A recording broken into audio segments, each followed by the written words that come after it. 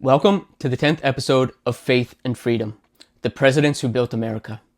This year, 2026, marks the 250th anniversary of the Declaration of Independence.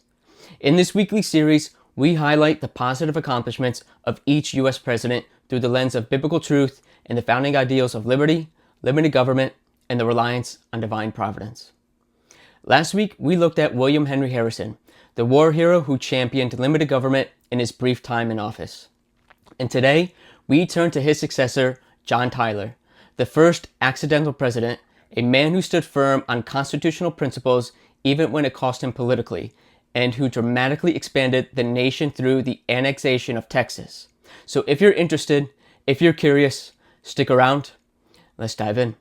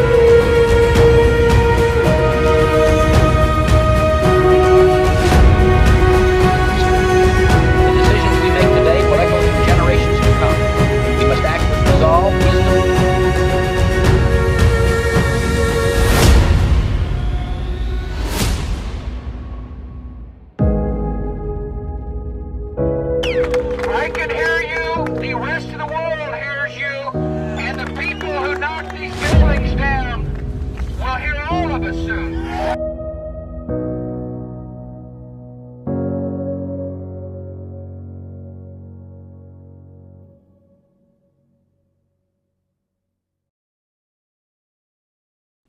John Tyler was born in 1790 on a Virginia plantation to a prominent family.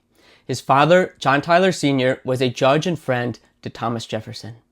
Raised in the Anglican faith and steeped in the ideals of the American founding, young Tyler developed a deep respect for the Constitution and the sovereignty of the states. He often quoted scripture and the writings of the founders to defend his political positions. Tyler's early career was marked with consistent service. He served in the Virginia legislature as governor of Virginia and in both the U.S. House and the Senate. He was a strict constructionist, someone who believed the federal government should only exercise powers explicitly granted by the Constitution. This conviction would define his presidency. When William Henry Harrison died just 31 days into office on April of 1841, John Tyler became the first president who assumed the full powers of the presidency. Many in his own Whig party expected him to be a mere caretaker and follow the Henry Clay agenda, but Tyler refused. He insisted he was not an acting president, but the full president of the United States of America. This bold stand earned him the nickname His Excellency, but it firmly established an important constitutional precedent that has been followed ever since. Now, let's examine John Tyler's key positive accomplishments. First, Tyler firmly defended the constitutional separation of powers and limited government. When the Whig-controlled Congress tried to pass a national bank bill that he believed exceeded federal authority, Tyler vetoed it twice. He argued that the Constitution did not grant Congress the power to create such a bank. In doing so, he upheld the founding principle of strict construction and prevented what he saw as a dangerous centralization of power. This action cost him dearly politically. The Whigs expelled him from the party, but it demonstrated rare courage and fidelity to the Constitution. Second, Tyler successfully annexed Texas in 1845, dramatically expanding the territory and influence of the United States. After years of diplomatic maneuvering, he used a joint resolution of Congress, rather than a treaty, which was required a 2/3 Senate vote, to bring Texas into the Union. Tyler saw this expansion as part of God's providential plan for the young republic.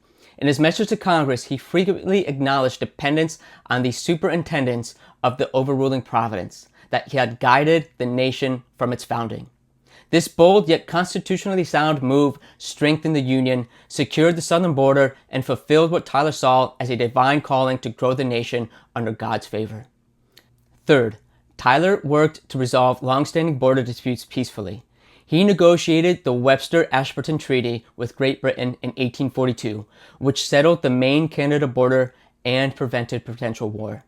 He also opened trade relations with China through the Treaty of Wanghia in 1844, the first formal treaty between the U.S. and China.